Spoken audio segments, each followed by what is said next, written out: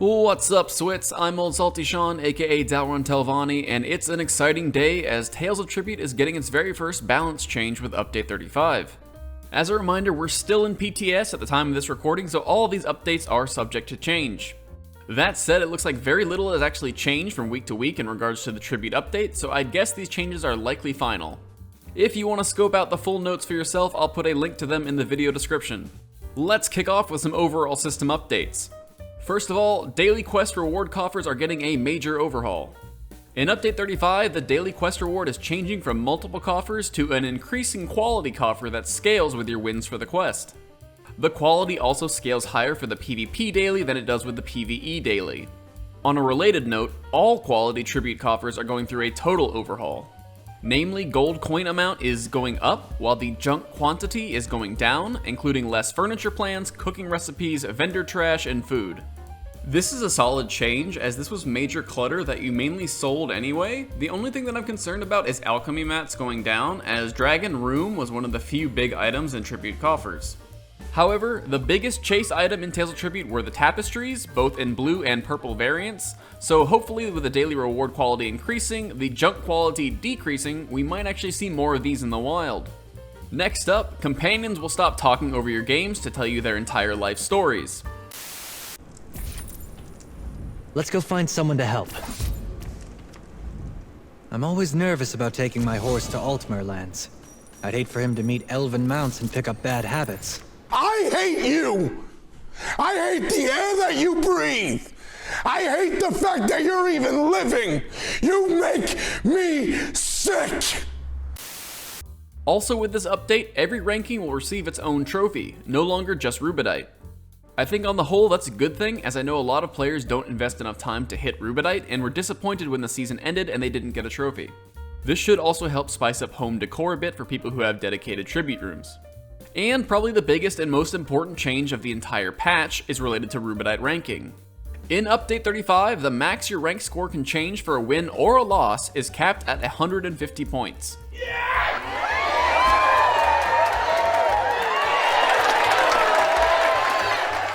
This should make rank climbing much less frustrating for people who do that sort of thing, as before, your ranking placement could potentially swing wildly on a single win or loss, particularly for players on the higher end of the rankings.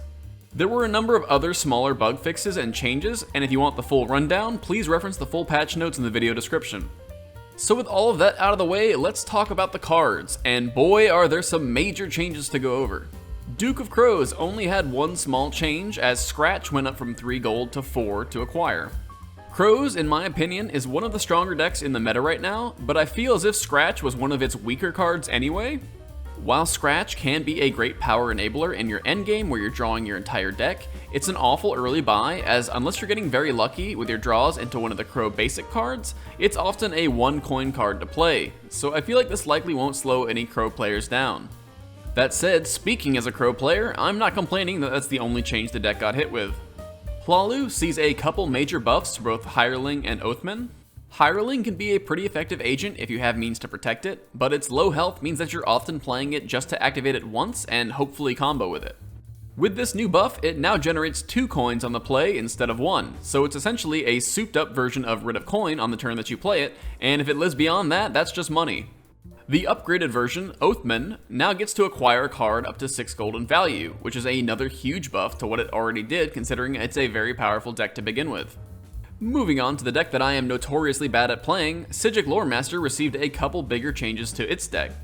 Both versions of the Psijic Insight card received sideways buffs, being able to scry 1 more card from your deck, but at the cost of being able to remove 1 fewer card from the tavern. This should give Psijic players more control over their decks while limiting their control over buys. In a similar vein, Prescience will also be able to remove 1 card from the tavern, but will now generate 3 gold instead of 2. But to make up for those changes, Time Mastery got a very powerful buff in that it now allows you to toss 4 cards up from the measly 2 that it had before. 5-head Psijic players out there will have to adapt to lesser control over the tavern while settling for stronger control over their own deck. That's at least pretty flavorful, and we'll see how Psijic shakes out as the new meta develops. As for everyone's favorite absolute scumbag Meme Lord deck, Regine has undergone the biggest identity shift of any of the changes. Prowling Shadow and Jeering Shadow lost their taunt ability, with Prowling Shadow getting to generate an extra gold to compensate. Both cards also went down in price by 1 gold. My initial gut reaction was that this was a nerf, as it was one of the biggest stopgap cards for stopping Orgnum players, who we'll talk more about later. However, after some thought, this is actually a pretty wild buff. The cards going down in price is nice, and losing taunt might actually be to their benefit. They still present the threat of costing your opponent prestige and can now hide behind other agents with taunt. If your opponent has to go out of their way to kill the shadows each turn they pop up for fear of losing prestige, that's effectively still as good as having taunt. So even though it feels really weird having an agent that does nothing without combo, I'm actually really hopeful for Regine, especially with some of the other buffs. Jarring Lullaby went up to 7 gold to buy, but increased its gold generation by a single coin to compensate. Lastly, and what I think might be the biggest buff of the patch, Shadow Slumber's combo gold generation is now built into its base effect. This is huge, as this card was almost never picked unless an opponent was stacking tons of agents, but now is a great buy always. Next up is my favorite deck in the game, Precious Baby Boy Must Be Protected at All Cost, Red Eagle. Red Eagle's changes are pretty minor. First of all, power staple Midnight Raid gets 1 less power on its combo. Midnight Raid is a very, very strong card, and I'm actually surprised that's all that got nerfed on it, so no complaints from me on this one, completely justified. Imperial Plunder and Spoils are both getting an extra gold on their combo, not bad for a card I see getting used pretty rarely. This should hopefully encourage shifting cards around in the tavern since they can refund part of their price if they combo now. The major issue with these cards and cards like it, such as Barter, is that you need to make sure you have enough gold to acquire whatever you pull into the tavern, or you've potentially given your opponent more ammo to use against you. These cards refunding a bit more of their price means you're more likely to do so, which helps speed up games on turns where the tavern is absolute booty, and both players are just taking turns using patron powers to avoid giving their opponents more tools. All in all, Red Eagle still looking juicy. Last up is St. Pellin, and yes, I did say last. Armory and Rally, both nightmares to see in an early tavern, have both increased their cost by 1. This should hopefully help prevent feel-bad games where your opponent is able to acquire one of these on their first turn. Now don't misunderstand, it's still definitely possible, especially in a universe where Quama Mine and Ebony Mine exist, but hopefully these slight increases will make those feel-bad games happen much less often. Siege Weapon Volley now generates 1 less gold, now only giving you 1 gold when comboing. This shouldn't kill the card, especially for Red Rush players, just slow down their economy a bit and bring it closer in line with cards like Armory, still a very strong pickup. And that's it.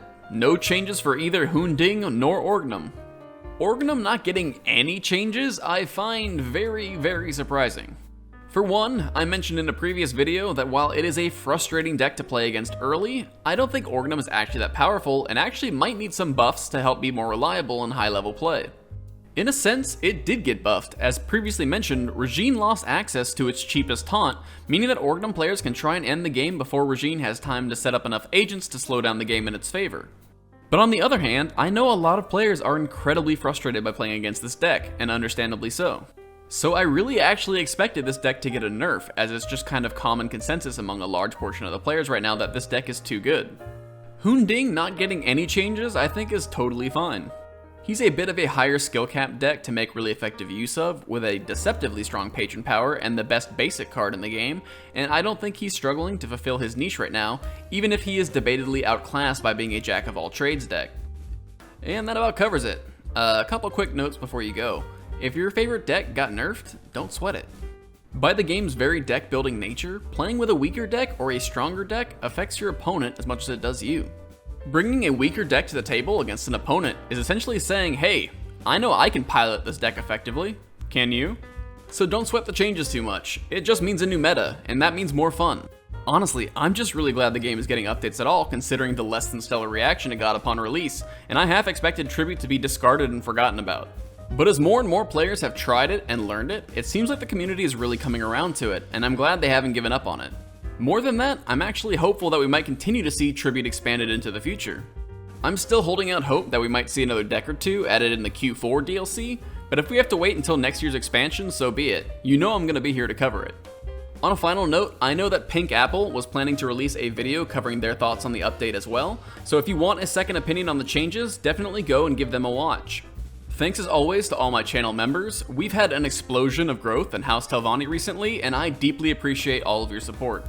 If you want to support the channel, consider becoming a member today, but if you'd like to support without spending any money, consider liking and subscribing or watching another video from my channel, and it really goes a long way to help me out. And let me be the first to recommend last week's banter video, as it's the first one that I've made that I'm really proud of. But until we meet again on the plains of Vardenfell, I've been Old Salty Sean saying smoke skooma and worship Daedra.